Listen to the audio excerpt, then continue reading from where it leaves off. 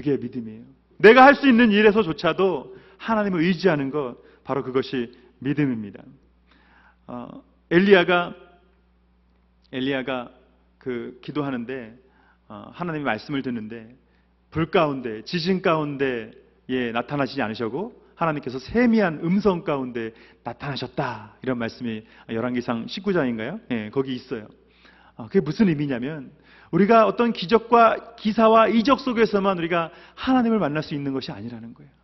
우리의 믿음의 현장에서 우리가 필요한 건 하나님의 주님의 말씀입니다. 골리앗을 물리칠 때 다윗에게 너무 아주 큰 믿음이 요구되었죠. 자신의 능력으로 할 수 없는 그 일에 다윗에게 큰 믿음이 요구되었습니다.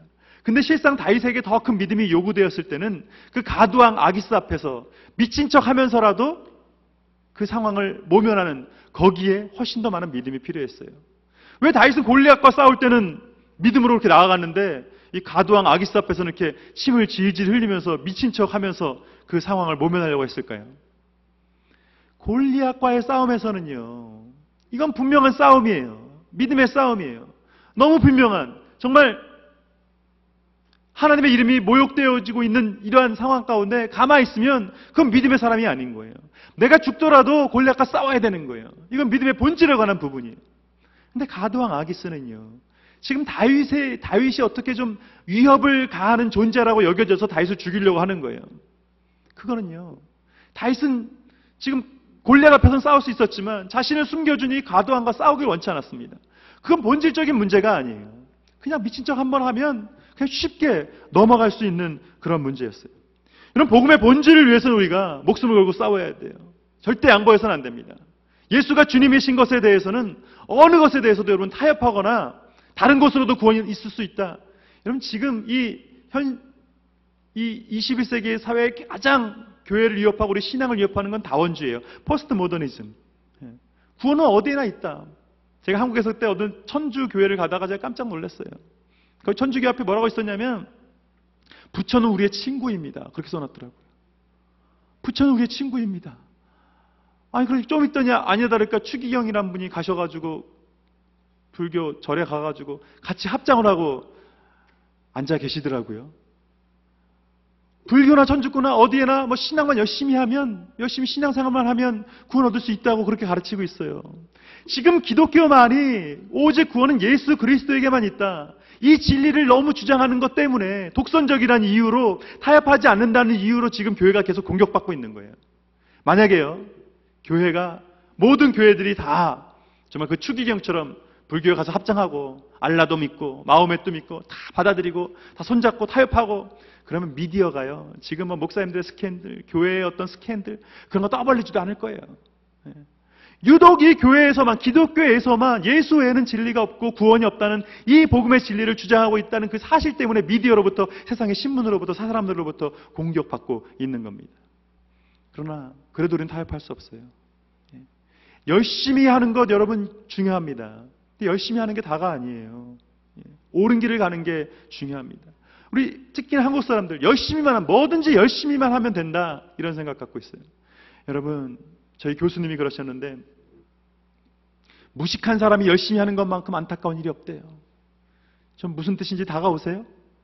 무식한 사람이 열심히 하는 것만큼 안타까운 일이 없대요. 무식하면, 열심히 안 하면 참 좋을 텐데 쓸데없는 일에 열심히 하거든요.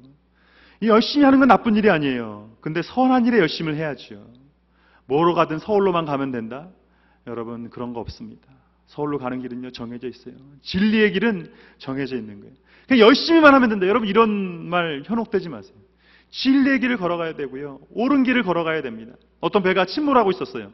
배가 침몰하고 있어서 겨우 구명보트 몇 개 해가지고 사람들 구명보트로 이제 침몰하는 가운데 물로 뛰어서 그 구명보트로 올라타고 있는 그런 상황이었어요. 한밤중이었는데, 근데 1등 항해사가 침몰하는 배로 다시금 뛰어드는 거예요. 구명보트에서. 항해사가 없으면, 아무리 구명보트지만 항해사가 없으면 어디로 가야 할지 알 수가 없는데 항해사가 이 빠져드는 뱃속으로 들어가는 거예요. 아니, 저 항해사가 지금 뭐가 중요하다고 지금 금은보화가 있다는데 지금 무슨 소용이라고 빠져드는 배로 뛰어들어가는가. 좀 이따가 간신히 침몰하기 전에 항해사가 빠져나왔어요.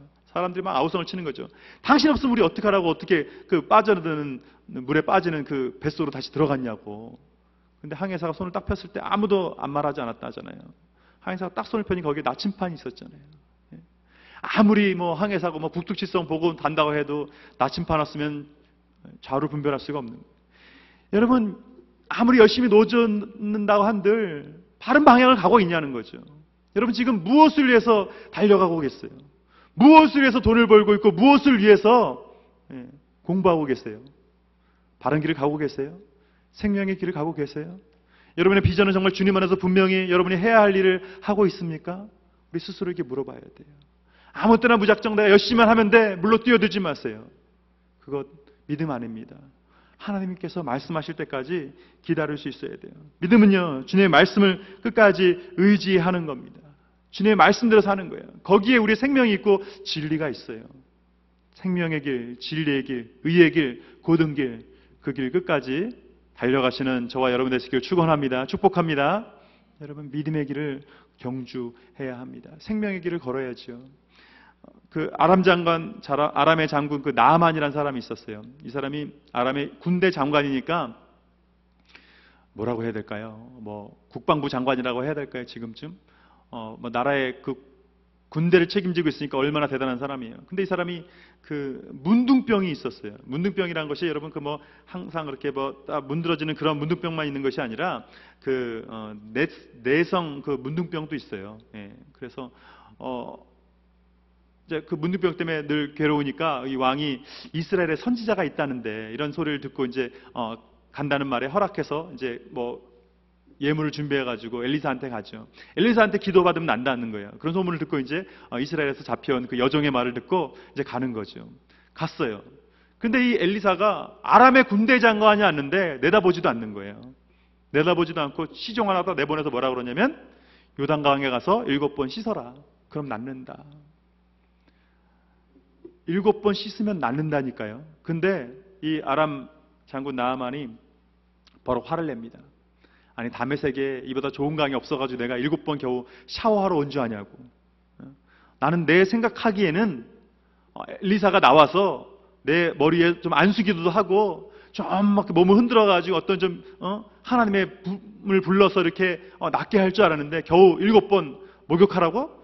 내가 이딴 거나 7번 목욕이나 하려고 내가 아람에서 온 줄 알아? 그래서 그냥 가려고 그래요. 그러니까 다행히 근데 그 아람 군대 장관 나아만한테는 직언할 줄 아는 충성된 종들이 있었어요. 그래서 종들이 충고하죠. 장군님, 더 큰 일을 하라고 해도 안 하려고 했습니까? 문둥병이 낫는다는데, 장군님이 그렇게 고생하는, 의학으로 고칠 수 없는 문둥병이 낫는다는데, 아니 더 큰 일을 시키면 안 하려고 했습니까? 더 큰 일도 하려고 했는데 7번 목욕하는 게 뭐가 어렵다고 안 하려고 하십니까? 그래서 이 나만의 생각을 고쳐먹었어요. 그래, 7번 목욕하면 낫는다는데 내가 더한 것도 하려고 하는데 못할 게 뭐냐?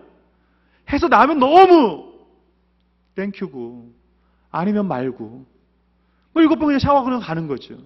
근데 나오면 이게 얼마나 큰일이에요. 7번 목욕했더니 어떻게 됐다고 되어 있냐면 아기 피부처럼 깨끗하게 나았다고. 라멜이라고 그렇게 뭐 여러분 감동도 없이 이렇게 쳐다보지 마시고 듣지 마시고 7번 샤워했다니까 낫다니까요. 근데 그러면 뭐 지금이라도 요단강에 가서 7번 이렇게 샤워하면 뭐 여러분들 그 피부에 얼마나 관심이 요새는 여자분들도 뭐 여자분들뿐만 아니라 남자분들도 무슨 뭐 비비크림 뭐 그거 바르고 요새 목사님들도 그거 바르신대요. 요새 HD로 막 나와가지고 막 저는 아직 안 발랐지만 제 아내가 이제 곧 바를 날이 올 것 같다고 지금 걱정하고 있지만 여러분 지금이라도 그러면 요단강 가가지고 뭐 7번 샤워하면 피부가 아기 피부처럼 깨끗해지고 우리가 그 고민하는 주름과 이 기미가 없어지고 그렇게 되나요? 그렇지 않죠. 나만에게만 해당되는 거예요. 나만은 주님의 말씀을 듣고 하나님의 말씀을 듣고 그 말씀에 의지해서 나아간 거잖아요. 근데 이 나만의 이 고정관념, 좀 안수기도 좀 해야 뭘 좀 해야 좀 뭐 되는 거 아닌가? 어떤 이 종교적인 어떤 그런 틀들을 자꾸 스스로 만드는 거예요. 바리새인들, 그래 하나님을 믿으면 되지. 근데 그냥 믿어도 될까? 좀 너무 우리 미안한 거 아니야? 너무 염치 없는 거 아니야? 저 일주일에 그래도 2번은 금식해야 되지 않을까? 여러분, 저도 금식해요. 매주. 아침 먹고 금식하고, 점심 먹고 금식하고, 저녁 먹고 금식하고, 일명 사이 금식이라고, 사이사이 하는 금식. 아니, 금식하는 게 나쁘다는 게 아니에요. 그런데 금식하고, 뭘 해야 되고, 하루에 3번은 기도해야 되지 않을까? 기도하는 게 나쁜 게 아니에요. 하루에 3번, 4번, 기도하면 좋지요. 근데 그것을 통해서 무슨 구원이 있고, 그것을 통해서 뭐가 있고, 성경에도 없는 것들을 자꾸 애드하거나 빼거나 그렇게 하려고 해서는 안 된다는 겁니다. 제가 정말 우리 하늘의 교회 와서나 담임 목사가 됐지, 바로 전까지도 제가 부목사였잖아요. 한 달 전까지만 해도. 어디 이렇게 신방 가면 성도들이 그래요. 제가 신방 갔는데 저를 다 보자마자 첫 번째 하는 인사가 뭔지 아세요? 목사님 안 오셨어요? 그래요. 아니, 목사가 왔는데 목사님 안 오셨냐요. 무슨 말이냐면 담임 목사님 안 왔냐 이거죠. 성도들은 담임 목사님만 목사님이에요. 그걸 제가 전혀 무시하지도 않고 전혀 기분 상해하지도 않습니다. 근데 여러분, 꼭 그거 있잖아요. 좀 목사님도 그냥 목사님이 오면 안 되고, 담임 목사님이 와야 되고, 또 그냥 오셨다가 식사만 하면 가시면 안 되고, 좀 막 흔들면서 막 좀 기도 좀 해주셔야 되고, 안수기도 좀 해주셔야 되고, 우리가 자꾸 좀 어떤 그런 걸 너무 기대한다는 거죠. 이런 거에 비하면요, 백부장, 마태복음 8장의 백부장은 얼마나 믿음이 있었던 사람이에요. 자기 종이, 사람같이 여기지 않았던 종이 이제 중풍병이었던가요? 이 병 때문에 고생하니까 예수님한테 왔잖아요. 주님, 나의 종이 고생하고 있습니다. 고쳐주십시오. 예수님께서 가겠다고 그랬어요. 가겠다고 하셨어요. 내가 가서 고쳐주지.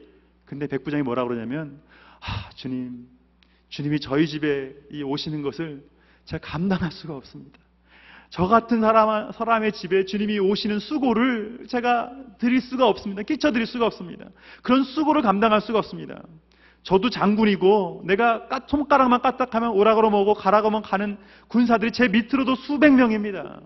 내가 말만 하면 그 사람들이 엎드리고 일어서고 오라면 오고 가라면 가는데, 만유의 주 되시는 주님께서, 만왕의 왕 되신 예수님께서 말씀만 하시면 중풍병이 떠나갈 줄 믿습니다. 여기서 말씀만 해 주십시오.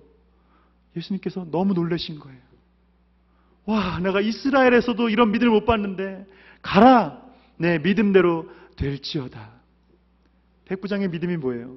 말씀을 의지하는 믿음이에요. 주님께서 세상을 말씀으로 창조하셨잖아요. 여러분, 이 생명의 말씀을 그냥 헛되이 보지 마십시오.